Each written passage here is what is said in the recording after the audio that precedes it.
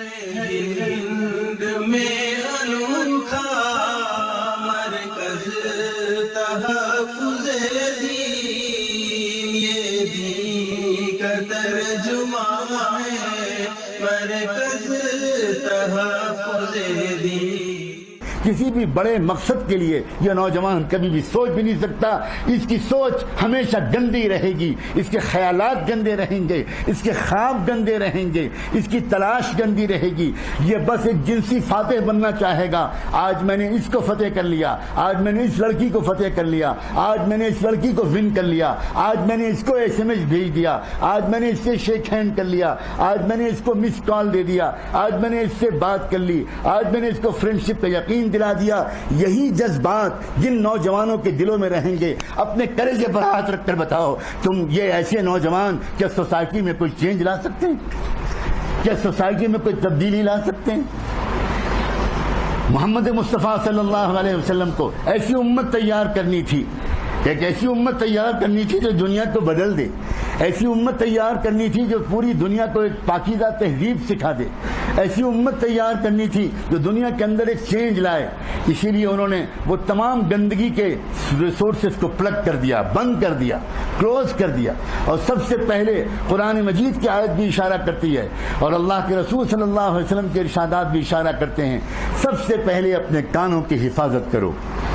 کیا آج اس مسجد میں بیٹھ کر یہ پیارے نوجوان اللہ سے وعدہ کرنے کو تیار ہیں؟ آج کے بعد سے ہم اپنے کانوں سے کوئی غلط چیز نہیں سنیں گے۔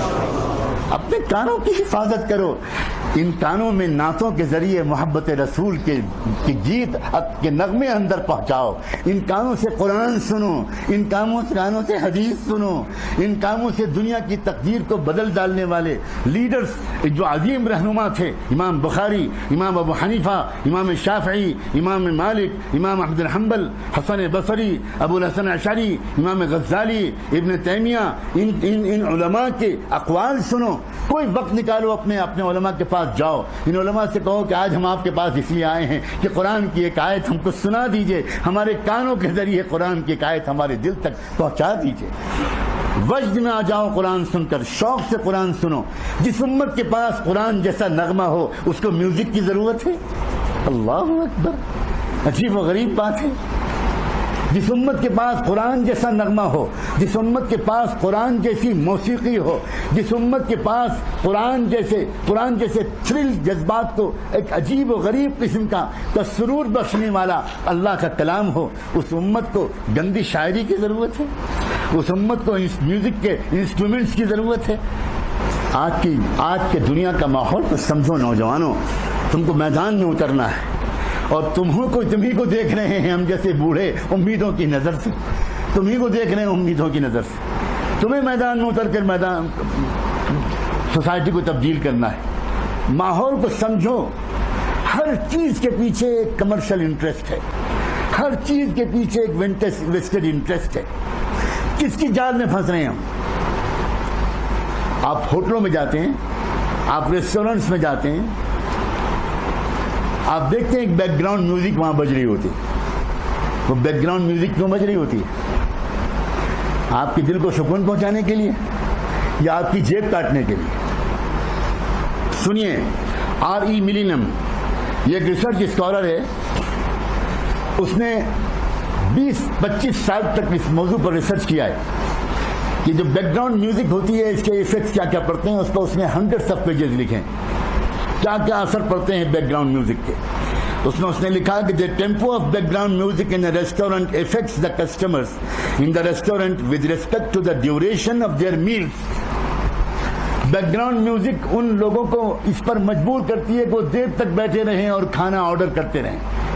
اور کھانا کھائیں اور کھانا کھائیں اور کھانا کھائیں، and the amount of money they spend،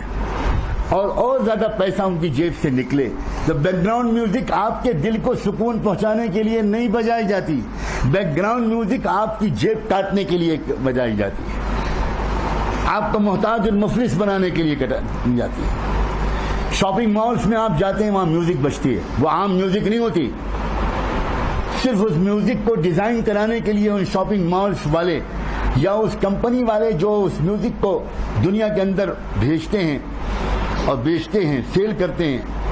صرف وہ ڈیزائن کرانے کے لیے $100 and $200 million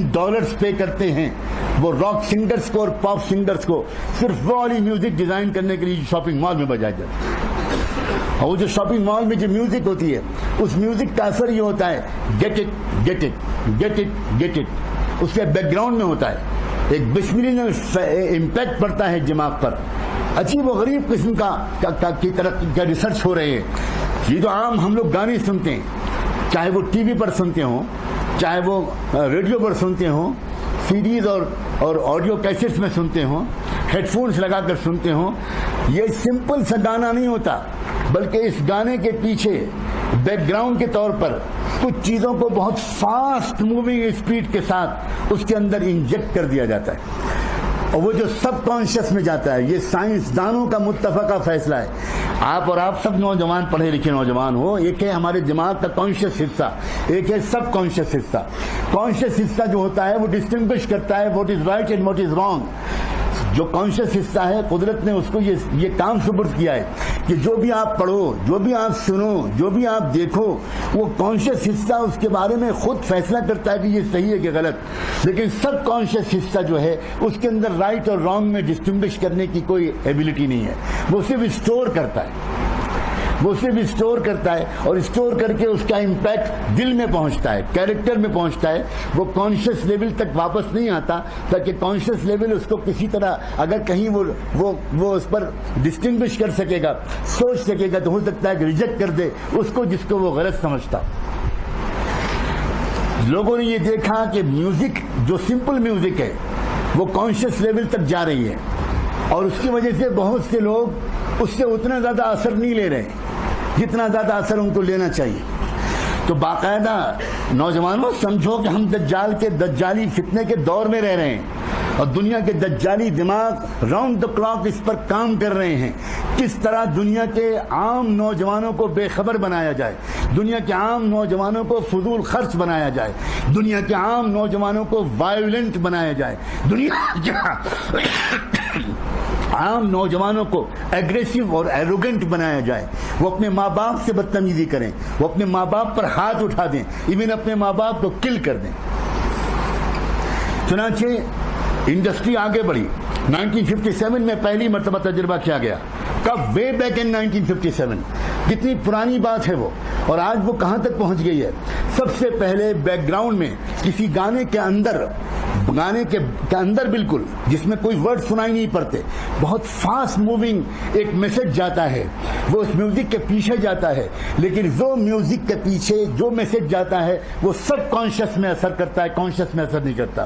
کانشیس میں تو آدمی صرف وہ گیت اور گانے کے الفاظ سن کر ناچتا اور تھرل کرتا ہے، موو کرتا ہے، لیکن سب کانشیس میں کوئی میسج اندر ڈالا جاتا ہے، اور پھر اس پر ایکسپیریمنٹ کیے گئے ہیں۔ میں بہت سے ریکارڈز میرے پاس اللہ کے شکر ہے محفوظ ہیں، میں سب کچھ سنا کر بوجھل نہیں کرنا چاہتا، بہت سے ریکارڈز محفوظ ہیں۔ واشنگٹن میں، ہیوسٹن میں، کینیڈا میں کتنی عدالتوں میں مقدمات چلے، کیسز چلے، اور جب پتا چلا کہ فلاں نے کل کیا کسی کو، فلاں نے اپنی ماں کو مارا، فلاں نے اپنے باپ کو مارا، فلاں نے خود اپنے آپ کو سوسائڈ کیا، تو پھر کیوں سوسائڈ کیا، کیا ریزن تھی اس کے پیچھے کیا ریزن تھا؟ تو کورٹ نے آرڈر کیا اس علاقے کے کسی بڑے سائیکولوجسٹ کو اور کسی بڑے میڈیکل ریسرچ اسکالر کو کہ وہ اس نوجوان کی جس نے اپنیوں کو مارا، وہ اس نوجوان نے جس نے اپنی ماں کو مارا، جس نے اپنے باپ کو مارا، جس نے اپنے گھر میں آگ لگا دی، جس نے اسکول میں گھس کر ایک دم شوٹنگ کر دیا۔ آپ نے ابھی 1.5 سال پہلے کا کیس آپ نے سنا ہوگا، ایک آدمی گھسا اور ایک اسکول میں اس نے معصوم بچوں کو مار دیا۔ یہ کیا ہو رہا ہے؟ یہ ہو کیوں رہا ہے؟ یہ ہو رہا ہے میوزک کی وجہ سے۔ اس میوزک میں باقاعدہ اس میوزک میں تجربے کیے جا رہے ہیں، کل ہم، کل ہر، کل your mom, kill your dad, kill your mom, kill your dad. اب وہ ہزاروں مرتبہ subconscious kill your mom and kill your dad سنتا ہے، وہ ناچ رہا ہے اور وہ تھرل کر رہا ہے، موو کر رہا ہے اس میوزک کو سن کر، لیکن اس کے پیچھے سب کانشیس میں کل your mom, kill your dad, kill your mom, kill your dad, try it, why don't try it, shoot, shoot, shoot. نکلا، باقاعدہ ریسرچ کیا گیا، برین کی مشینیں لگائی گئی اس انسان کے دماغ پر جس کو پکڑا گیا تھا، جس نے مارا تھا، مشینیں لگائی گئی، میپ کیا گیا برین کے میپ کو، تو برین کے میپ کے اندر پرنٹڈ میٹر نکلا، shoot shoot shoot shoot shoot shoot, کل کل کل۔ جب اس کے بعد اس نوجوان کو علاج کرا کر زندہ کیا گیا، ہوش میں لایا گیا، اور اس کے بعد اس سے پوچھا گیا کہ یہ تمہارے برین میں کل کل کل کل کہاں سے آ رہا تھا، یہ بل تمہارے برین میں شوٹ شوٹ شوٹ کہاں سے آ رہا تھا؟ تو اس نے کہا آئی ڈونٹ نو، مجھے نہیں پتا۔ اس سے پوچھا کہ تم کیا سنتے تھے؟ تو اس نے بتایا میں راک میوزک سنتا تھا، میں فلاں اسٹار کا بہت بڑا فین ہوں۔ اس کے کمرے میں اسی اسٹار کے فوٹو لگے ہوئے، اس کے جیکٹ میں اسی کے فوٹو لگے ہوئے، اس کے موبائل میں اسی کے فوٹو۔ تب پھر اس کے بعد کسی ریسرچ اکیڈمی کو کورٹ کی طرف سے دیا گیا کہ اس میوزک کا انالائسس کریں، ڈیپ سائنٹیفک انالائسس کریں، اور اس میں نکلا یہ بات کہ اس کے اندر تھا kill kill kill, shoot shoot shoot, kill your mom, kill your dad, why don't try, why don't try, why don't try, stand up and shoot, stand up and shoot, یہ سب میسیجز اس کے اندر تھے۔ تب کورٹ نے فیصلہ کیا کہ یہ جو آدمی ہے اس نے دراصل یہ جو کچھ کیا ہے یہ اس میوزک کے دراصل اثر کی وجہ سے کیا ہے۔ اب پھر ایک مرتبہ اللہ مجھے اور آپ کو شکر کی توفیق دے، 1500 سال پہلے دنیا میں کسی سائنسدان نے یہ ریسرچ نہیں کیا تھا، لیکن قربان جائیں محمد رسول اللہ صلی اللہ علیہ وآلہ وسلم کے کہ انہوں نے پہلے سے کہہ دیا قریب مت جانا میوزک کے، قریب مت جانا موسیقی کے، میوزک قتل تک پہنچائے گی، میوزک شراب تک پہنچائے گی، اور میوزک زنا تک پہنچائے گی۔ سمپل چیز نہیں ہے میوزک، تباہ کر دینے والی چیز ہے، صلاحیتوں کو برباد کر دینے والی چیز ہے۔ تم نے آج تک دیکھا ہے کہ میوزک کا کوئی دلدادہ، کوئی نوجوان اس نے آگے بڑھ کر دنیا کو کوئی بڑا انوینشن کر کے دیا ہو، کوئی ڈسکوری کی ہو، کوئی سائنٹیفک ڈسکوری کی ہو؟ کانوں کی حفاظت کرو عزیز نوجوانوں، کانوں کو بچاؤ، قسم کھا لو اس بات سے کہ کان سے کوئی غلط بات نہیں سنو گے۔ اب تو صورتحال یہاں تک آ گئی ہے کہ ایون موبائل کی جو رنگ ٹون ہے،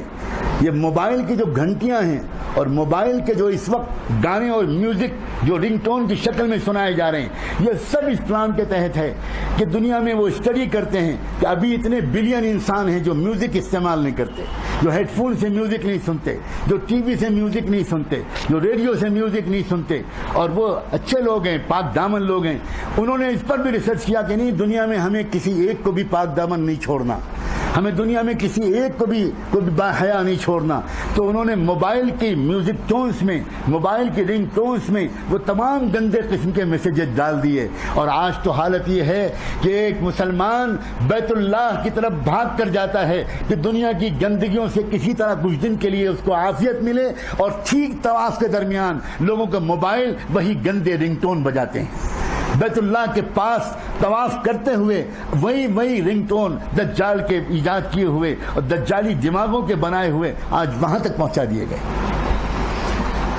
یہ زمانہ عام غفلت کے ساتھ جینے کا زمانہ نہیں ہے، ویل اویئر رہ کر جینے کا زمانہ ہے، ایجوکیٹڈ ہو کر جینے کا زمانہ ہے، باشعور ہو کر جینے کا زمانہ ہے۔ کو خبر بھی ہو کہ ہم کس زمانے میں جی رہے ہیں۔